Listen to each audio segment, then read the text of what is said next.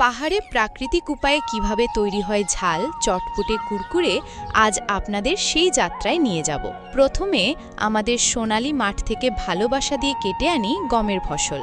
মাঠের মাঝখানে স্তূপ করে রেখে দিই যাতে সূর্যের উষ্ণতায় সেগুলো শুকিয়ে যায়। কয়েকদিন পর লাঠি দিয়ে পিটিয়ে আলাদা করি গমের দানা। তারপর ছাঁকনিতে ছেঁকে ভুসি থেকে পরিষ্কার করি আর পেয়ে যাই সুন্দর মোটা দানা। এবার সেই দানা পড়ে ঐতিহ্যবাহী দেশি চাকিতে, যেটা আমাদের প্রিয় ঘোড়া মতি ঘোড়ায়। চোখের সামনেই দানাগুলো পিষে পরিণত হয় তাজা আটা।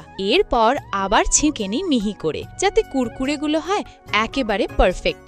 এই আটার সঙ্গে মেশাই একটু নুন, জিরে, গোলমরিচ গুঁড়ো আর জল, ভালোভাবে মেখে দিই। তারপর ঐতিহ্যবাহী মেশিনে ভরে পাতলা পাতলা কুরকুরের আকারে বের করি। সেগুলো কিছু ঘন্টার জন্য রোদে শুকোতে দিই যাতে মচমচে হয়ে ওঠে।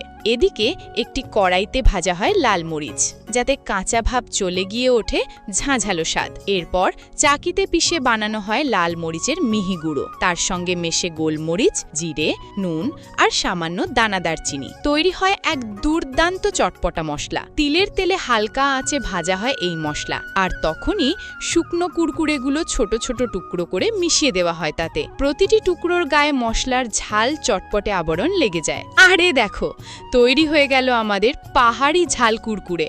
একেবারে মচমচে, ঝাঁঝালো আর স্বাদে অতুলনীয়। পাহাড়ি নাস্তার মজাই আলাদা।